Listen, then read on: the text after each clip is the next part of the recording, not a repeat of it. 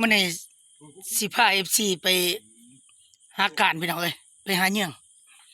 ดังไพ่กองบักใหญ่ถ่าตอนนี้เฮาในผ่านเฮาทีมงานเฮาสิไปหาการมากินแรงพี่น้องเอ้ยตอนนี้บ่ทันได้กินข้าวอยู่เฮาก็ได้ว่าสิได้หยังมื้อนี้ได้หยังก็แม่นเอามากินตอนดึกตอนนี้ในผ่านเฮากำลังกาเกียม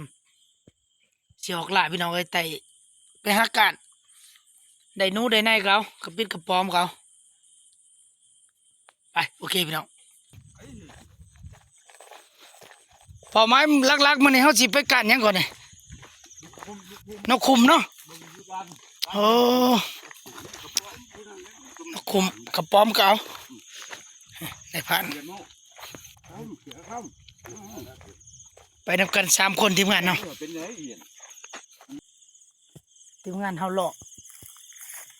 เราหาจุดบอลมันนอนแต่เว้นผมเห็นหลายจุดเติบว่ามันสินอนบอลเก่าบ่พี่น้องเอ้ยไปลุ้นน้ำกันว่าสิมาหรือบ่มันนี่โอ้มันนอนแล้วมันใหญ่บอลบ่คันมันหอดโอ้มันจะนอนใหญ่บอลเลยทีมงานเขาว่ามันจะใหญ่บอลเลยพี่น้องแต่บ่ไกลมันจะอยู่แถวไกลๆโอเคพี่น้องทีมงานเขาเจอเลยพี่น้องพอแล้วจักโตตัวเดียวนอนตัวเดียวเห็นไปเลยอยู่ไกลโอเคเข้าไปเลยคอยเด้อมันได้เลย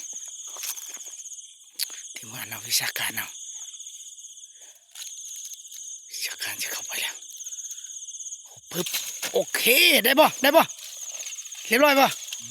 เรียบร้อยโอเคได้ตัวหนึ่งแต้มพี่น้องได้1 แต้มแล้วมันโอ้ตัวแม่โอเคพี่น้องมันแล้ว1 แต้มไปอีกจุดที่2ทีมงานเราเห็นไว้เตเวนบ่ผิดหวังพี่น้องเลยมาเมื่อนี้ถือว่ามาเลาะจุดแรกก็พอแล้ววะเห็นบ่ว้าตัว3พี่น้อง3เบิ่ง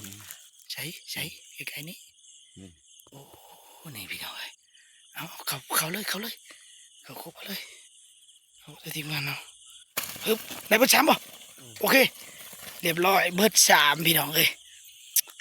ตัวมันมานี่ในเรียบร้อยเบิด3เลยเรียบร้อยเบิ่งดูเบิ่งโอ้แมนเบิด3โอเคพี่น้องไปตัวหนึ่งเอาเลยไปตัว1เลยฮะได้2โอ้ยเสียดายได้นอน3ได้2พี่น้องกบดังต้องน้อยโพดบ่จักนี่ฮะดังต้องน้อยโพดบ่จักโอ้ยเสียดายขนาดพี่น้องเลยพ่อ3 ตัวคุบได้แต่2ในจุดนี่ได้2ผู้ที่ได้3 ตัว3 แต้มเลยพ่อ4ได้3โอ้ทีมงานเขาแน่นอนขนาดพี่น้องเลยมันขนาดมาจุดแรกก็ได้โหลด1 ตัวมาจุดที่2บอลเราเห็นไว้ก็เห็น3ได้2เอาโอเคอีกยังมีอีกบ่จุดอื่นยังมีหลายพี่น้องเลยทีมงานเราเนี่ยโอเคไปเลาะต่อยใช่บอลมันทิกเลยนะใช่ไปมันนี่บอลมันทิกบ่เนี่ย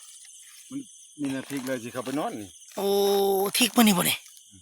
บุ้มบอกไงมันทีกันมือสุดท้ายเลยนะโอ้เขานอนนี่เห็นแต่บอลมันทิกไว้โอเคจุดที่4พี่น้องเอ้ย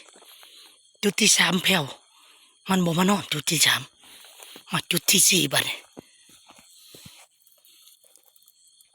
เห็นบ่ตัวเดียวบ่เอาเขาไปคุบรถเขาดังต้องคุบรถโอ้ยยันแต่มันไปก่อนเนี่ยมันดัง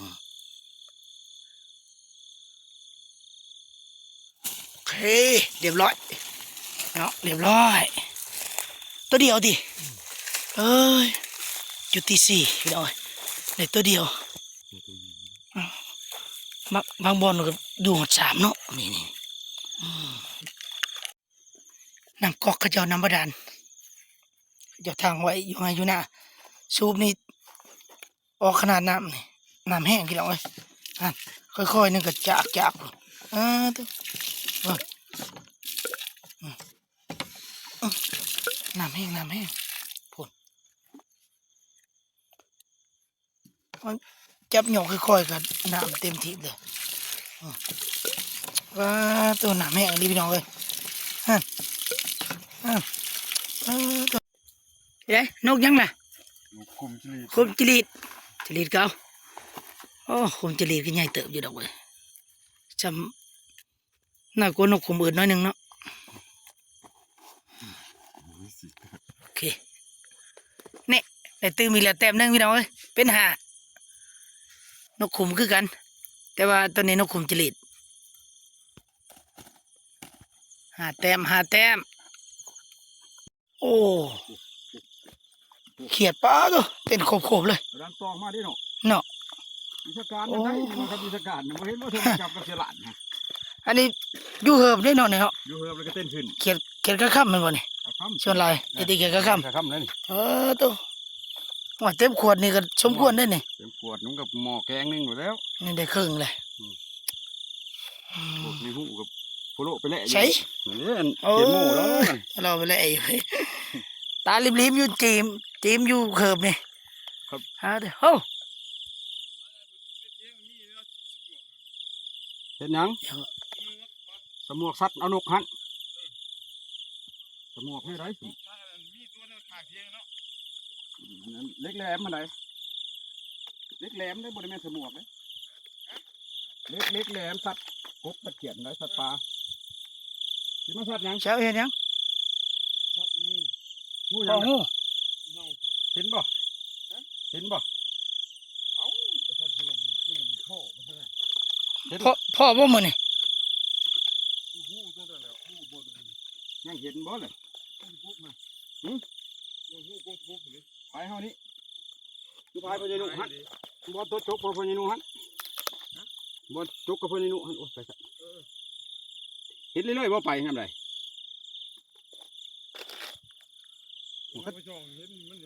มันทุนยิงเอาบ่ได้บ่ชักเมียนแล้ว เออ แม่น งูเห่าอยู่เท่าอยู่หู เอาเฮาแล้วมันปิ่งกินไข่มันทะเลแล้วหยัง โอ้เจ้าทีมงานเฮาได้หลายอย่างได้เขียดก็ได้มื้อนี่ อันนี้เก็บวิธีการเขียนโม่นี่สิได้เลาะไปเลย เขียดปิ้งเขียดกินปิ้งนกขุมกินแน่บ่ทันกินข้าวแรงนี่ว่าคงมากินข้าวพี่ว่ะ เขียนดิวิธีการบ่ได้จะเป็นลงเอาบ่ ฮะมีบ่เอียน โอ้ย อยู่ในขี้ต้มนี่อยู่เหลือบนี่ กันแท้ลงเอา ในพายนี่ มือเพิ่นขายไผฉันมือคู่ทวดบ่ ตัวมันอยู่ในนี่บ่เฮ็ดจะได้เอาเว้ย แง่ โอ้แย่อยู่ในเหิบนี่ ๆ บ่จักเนาะ ก็มีฮู้ดอกมันบ่แถวขาดเหิบนะ โอ้ มัน ได้ จับหยะคืออันเกียก็ครับซับอึ้ง ได้เกาละเอียดว่านลม ลงไปเลยจะลงไปเลย โอ้ย เต็มที่บวมมันแห่ ยังบวมๆอยู่ มันให้บวมผืนเพิ่น ว่าได้เอียนเกาละเอียดการเอาเบิดนะได้ยังเกามื้อนี่ หอมอยู่นั่นเลยเนาะ อ่ะ บ่ไหว ฮ้อนไรออกมากินข้าวโคข้าวป่าไปเลยกินข้าวแรงหากิน อยู่เฮือนก็บ่มีแนวกินแต่ของตลาดน่ะกินไข่หนึ่งไข่หยังบ่อยากบ่แซ่บเท่าปิ้งเขียดเด้นี่ สัตว์ป่าเนาะ เขียดตำแจ่วปิ้งนกขุมนี่แหละกินกับแจ่วโอเคพี่น้องตอนนี้เฮามาถ่าทีมงานเฮาอยู่เที่ยงหน้าเฮามาก่อนทีมงานเฮามาถ่าทีมงานเฮายังไปรอหาการต่ออีกอยู่ ตอนนี้เฮาก็ได้นกอยู่4 ตัวนกขุมอืด4 ตัวนกขุมจรีดอีก1 ตัวในพานเฮา2 คนทีมงานเฮายังไปรอหาการต่ออีกเฮาสินั่งท่าทีมงานเฮาอยู่เที่ยงหน้านี่พี่น้องเอ้ยทีมงานเฮามาแล้วจังสิเฮ็ดกิน เพราะว่าเฮาบ่ทันได้กินข้าวแรงอยู่พี่น้องเอ้ยเฮาสิมากินข้าวตอนกลางคืนเฮาสิอดท่าในพานเฮามาก่อนโอเคพี่น้องเอ้ยไปนั่งท่ากัน เป็นได้เต็มขวดบ่อันเขียด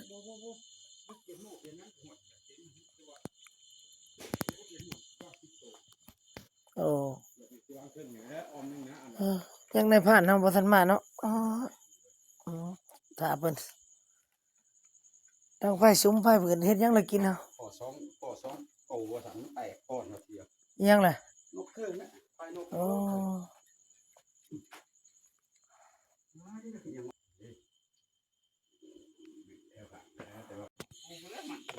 อืมมาอีกแล้วในพันน่ะเป็นได้ได้ตื้อมีแหละได้สองบ่โอ้ตัว ไปเห็น ได้ ขี้ก ตื้อ ล้วย มีแล้วสองพี่น้องสอง แตนอีกกระสอบ โอ้ตัวรวมแล้วเจ็ด ไหนมันคือบ่อทุงตัว โอ้ตัวตะกะแตนบ่นี่ตะกะแตนอีกโอ้มันพี่น้องเอ้ยมื้อนี้โอเคแน่นอนขนาดทีมงานเฮาผู้ใดได้เจ็ดเนาะบัดนี้ฮะดังไฟกองหาเลยบัดนี้ทีมงานเฮาจัดการกินข้าวแรงพี่น้องเอ้ยเด็กแหละอ้ายกระป๋อมบ่ได้บ่ได้เนาะกระป๋อมเนาะแต่ตะกะแตนกับนกอ่ะโอเคพี่น้องเอ้ยทีมงานเฮามาครบบ่ล่ะจัดการเฮ็ดกินตายเบิดละเครียดก็ได้หลายเลยเครียด ขึ้นเลยขึ้นฮะ แน่เลย ขึ้นบ่ เลยเออ อ๋อ ขึ้นแน่อยู่อ่ะเธอซิว ตะกะแตนตัวนี้ตะกะแตน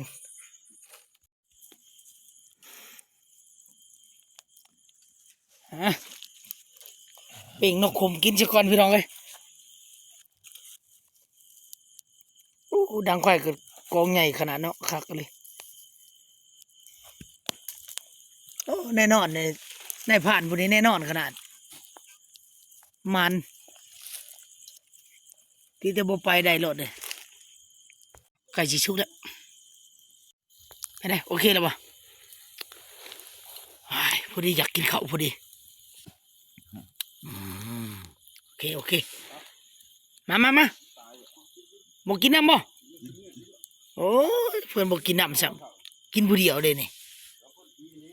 น้องชายเข้ามาเลยกินน้ำกันมาห้องเขาก็มีนี่โอเคคืออยากกินข้าวพี่น้องเลยกินตัวหนึ่งยังนอกคกโตเอาไว้เมื่อคืนเฮือน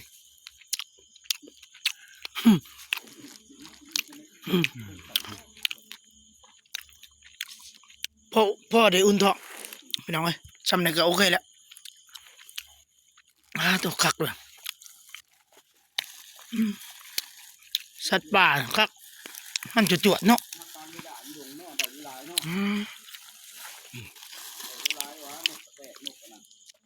แม่นเนอะ ช่วงนี้น้ำมันคอนมองได้น้ำ โอ้ ค่ำ นกลงกินน้ำป่ะ บนทางพญานุมันเป็นทำค่ำเลยอะไรด่าไปหลัดบัด กินหนังขางกองไฟเลยเจียว อากาศ ใช่ ร้อน อากาศก็ร้อนกินขางกองไฟมันเข้าท่าขนาดเลย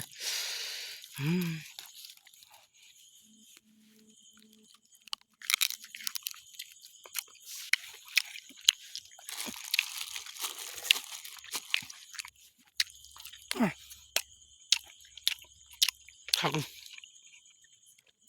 มันจวดๆเนาะ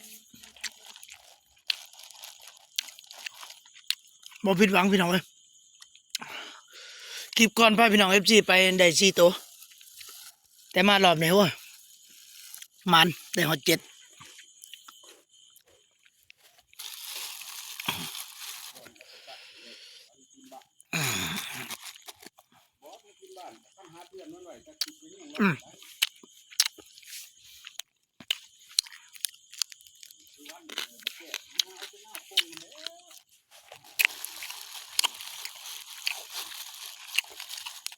ย้อน โอ้คักเลยนะผม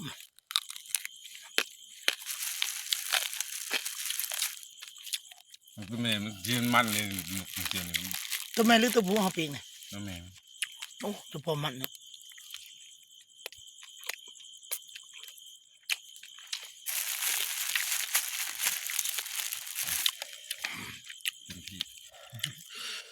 อิ่มแล้วปะ จบก่อน ฮะกิน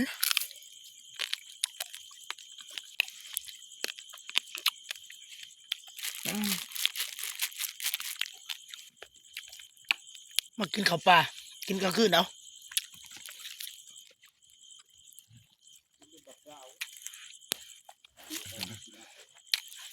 ในบ้านเพิ่นหนึ่งเพิ่นบอกกินข้าวนำเพิ่นอิ่มในบ้านผู้นั้นวิชาการหาเขียด เขียดได้เต็มเลยเต็มกระปุก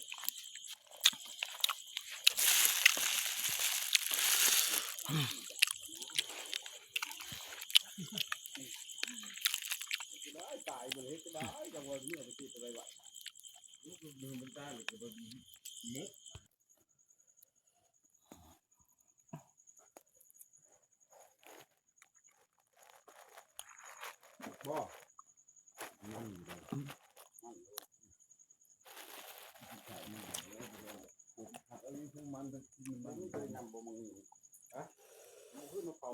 ตัวใหญ่ตัวใหญ่จงควรนกตัวนี้ พอได้บางทีไม่ใส่ได้หันไปกินบ่ทันลก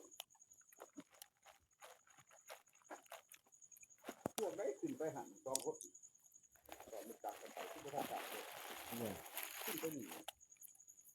ตอนเฮายังเกียดอยู่หันโตไปทางกระดูก ดึกๆมาอากาศเริ่มหนาวแต่ตอนหัวแรงนะโอ้ยหอมเลยเหงื่อจนหยอดตอนนี้อากาศเริ่มหนาวเนี่ย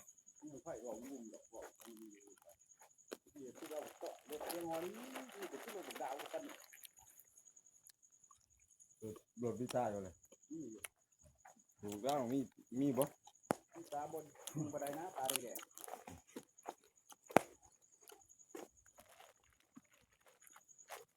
อยู่แล้วมีแล้วเว้ยมีแต่รถโตฮะ ไผ่สดไผ่มันสดเบิดเลยรับเลย ไปช็อตแต่ต่อแต่สายตาได้ถึงน่ะ ครับตัวใดเป็นชายตาบ่ตาบ่ โอ้ยสายเหลืองสายตาสายเหลืองก็สายดำนักเป็นรู้จักหรอกน่าจะรุ่นมันต่อแต่สายตัวนั้นน่าใส่บอกเขาเป็นต่อ โอ้ตัวเขาท่าเจ้าประแดกชีวิตเพชรเนี่ยยังหลายเนาะนกขุมบ้านเฮาเลยเนาะตัวยังหลาย โอ้ยกลุ่มอยู่นี่ให้เป็นตะเบิดเดี๋ยวก็มาเอาปีก่อนซุ่มมันนี่เฮ้ยไล่อัน โอ้ได้เทื่อละเช้าก็มีบ่ ไปเศร้าผู้ ได้บ่เทื่อละเช้าโตก็ได้บ่ โอ้ยแต่กี่เป็นยังไงเก่ากี่เป็นยังไงกี่ผู้เดียว โอ้ ได้อยู่นี่ทีนึงได้สองคนเนี่ยก็จันฮอดเขาได้10ปลายอ่ะ โอ้ เอ้าบ่เคยเห็นจักเทื่อเฮาจำนวนได้ได้ ช่วงหนาวได้ โอ้ ช่วงหนาวที่เฮาจับจังหวะมันนอนมันเป็นนอนผักมันบังผัก ช่วงหนาวเนาะ มันนอนสิมันนอนไปแล้วมันบ่ได้เด้ ช่วงหนาวนี่มันสินอนนั่นบังลมเนาะ อ่า มันหาง่ายแม่นบ่ช่วงนี้มันนอนไปทั่วทิพย์บ่ อืม มันหอนมันนอนไปทั่วทิพย์ น้องมันก็นอนถ้าอากาศร่มมาแล้วมันก็เบิ่งคือกันนะก็ได้กันเดี๋ยวมันนอนข้างที่เด่น อืม ถ้าไปดอก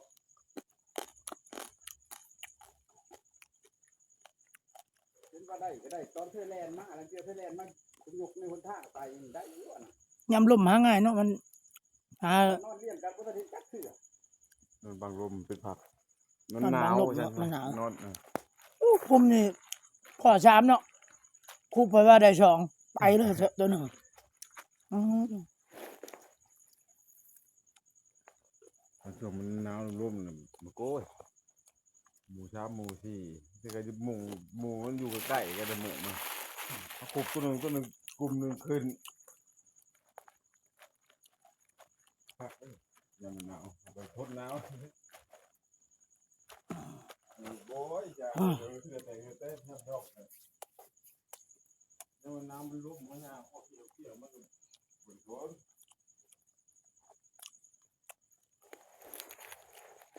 พอมันตัวเดียวเลยหาย โอ้โอเคบานตัวนี้เสร็จเรียบร้อยเสร็จได้วตัวนี้จะมากินผู้เดียวพี่น้องเอ้ยทีมงานเพิ่นบ่กินน้ำ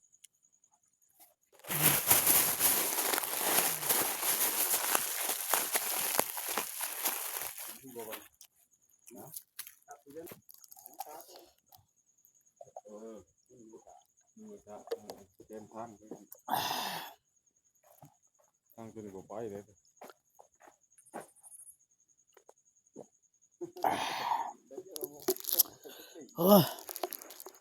คักโอ้สุดยอดเลยนายพันมาหลายมื้อนี่สมว่ามากินข้าวปลาข้าวโคเลยมื้อนี้ว่าบ่ผิดหวังกินข้าวแล้วก็สิได้มื้อแล้วบัดนี้สิได้จากกันแล้วกับนายพันพี่น้องเอ้ยนายพันเพิ่นสิออกไปหน้าเพิ่นสิไปนอนหน้าเพิ่นนี่แต่ว่าสิมาสิกลับบ้าน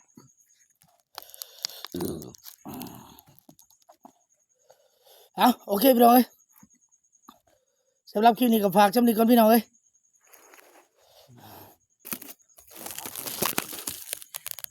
คลิปหน้าสิพาพี่น้องไปหาเลาะจะได้ก็ติดตามเบิ่งนะพี่น้องเด้ออันนี้แม่นบ่แม่นคอนเทนต์เด้พี่น้องเหตุการณ์จริงๆเนาะอันนี้ถือว่าเรื่องจริงเฮามาหาอยู่หากินแบบสดๆเลยพี่น้องเอ้ยมาถ่ายให้พี่ให้น้องเบิ่งบ่แม่นคอนเทนต์เนาะเฮามาขุมมาป่ามาหาการกลางคืนแล้วก็เยี่ยงได้นกขุมมามันนี่ถือว่ามันแต่เจ็ดแล้วก็มีตะกะแตนแน่เขียดแน่เฮาก็กินตัวหนึงปีกกินตัวหนึงเหลืออาหารเฮาเสียมื้อโอเคพี่น้องเอ้ย